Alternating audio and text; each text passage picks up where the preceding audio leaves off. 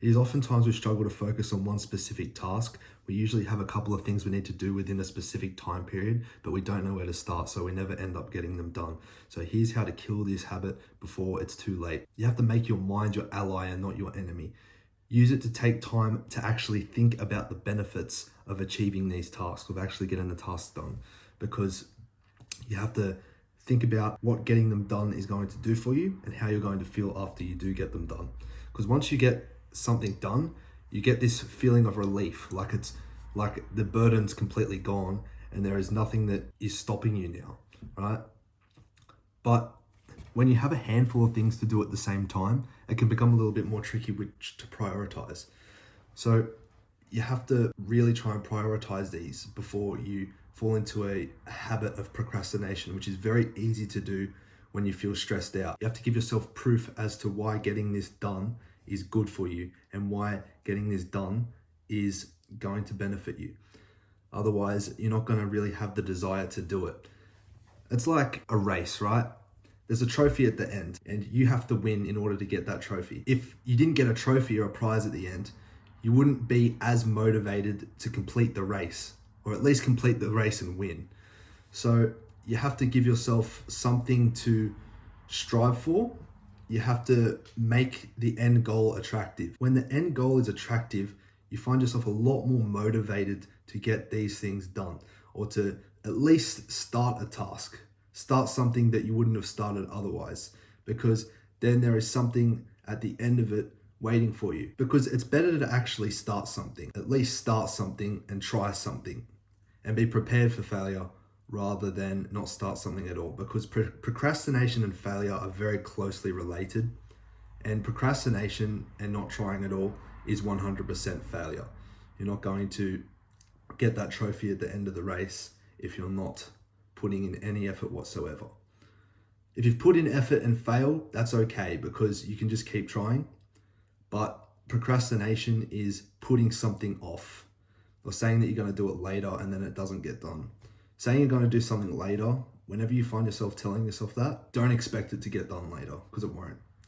You just don't have the motivation to get the task you want done, or you don't have the motivation to complete anything. It's very easy to rationalize this. It's very easy to rationalize this, because when you put something off and say, oh, I'll get it done tomorrow, I've got an assessment due, I'll get it done next week, this, that, it's very easy to rationalize why you didn't get it done, because then there's something to fill in the gaps of the time you wasted.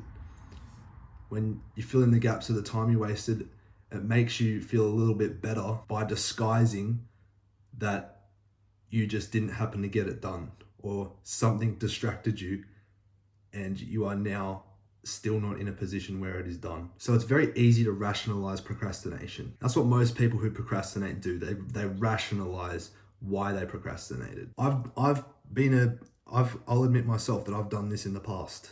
I've done this in the past when I've procrastinated. I've always tried to give myself a reason as to why I didn't do something or did do something, and it was never a good enough excuse, and it won't ever be a good enough excuse unless it's something very serious. But usually, depending on what it is, it's not ever a good enough excuse. So when you've decided to commit to something, you have to either give it 100% or give it 0%.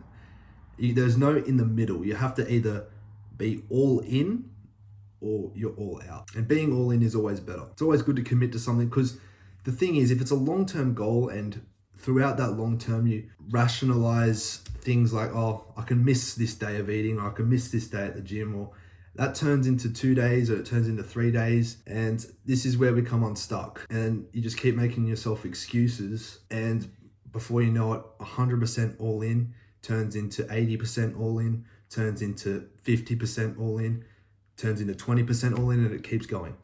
All right, and before you know it, you're all the way at the very start, and you have to redo all of it, or you have to pick up the pieces. So you have to be 100% all in at all times.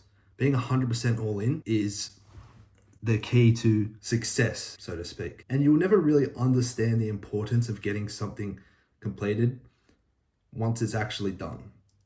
If you try and rationalize your way out of doing something, and then it doesn't get done, as I said before, it just keeps going backwards, then you won't reap the benefits of it. If you actually follow it through, you'll find that it has a lot more benefits than you thought it had, or than you thought it would have had. So you have to keep that in mind. I'll give you a good example. Say you're studying medicine at university, right? But you decide you don't want to be a doctor anymore. You feel like there's something different that you want to do, and medicine just doesn't interest you anymore. You drop out of uni and you stop studying medicine. Now you have to find that other thing that you wanted to do. There's nothing wrong with changing your mind every now and then. That's just something that everyone does. Once you have committed to something to start with, at least finish it, because you have to put yourself all in at all times. Finish what you start.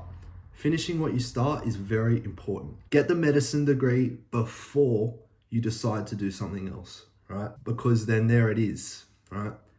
You get so many benefits out of that medicine degree. Even if that's not what you want to do anymore, you have this wide range of opportunities now that it can provide for you. Sure, maybe you're not very interested in it anymore. Maybe it's you kind of just want to try something else or follow something that is a little bit more suited to you. Maybe your parents wanted you to get it or something like that. That's fine.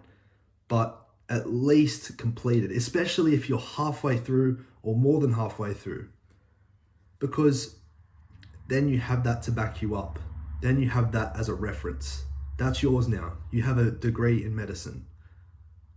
It's better that you actually have it than not have it, and then not have it and then still try and find something else that you want to do, and then get yourself in a rut that you really don't want to be in. So that's what I mean by committing to things 100%. It's either 100% or 0%. You want to be at 100% at all times. Why don't you just become a doctor while you're finding the other thing that you want to do? I mean, that would be the best case scenario. Being a doctor, getting a decent amount of money while you're looking for something else that is a little bit more suited to you.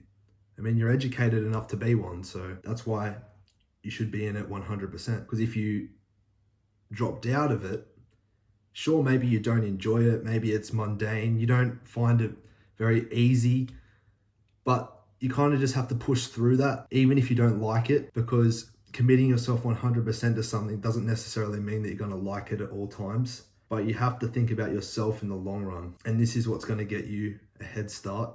And this is what's going to reap you the benefits. So you need to give yourself time. Logically think about something you want or need to get done and how it could improve or burden your life. You want it to improve your life. You don't want it to burden your life, but you have to actually sit down and logically think about it. Once you have thought about it and decide to follow through with it, stick with it 100%, even if your mind tries to rationalize its way out of it, because that's not going to work. It will try and convince you otherwise later on down the track, and you will fall off. And it's another form of procrastination. So do these things. Logically think about what something can do for you. And then once you've committed yourself to it, once you've decided you've committed yourself to it, follow it through 100%. Once you start doing this, you get a lot more of a positive mindset, because you can only win when you get things done, no matter what it is, or when you get things that are good for you done.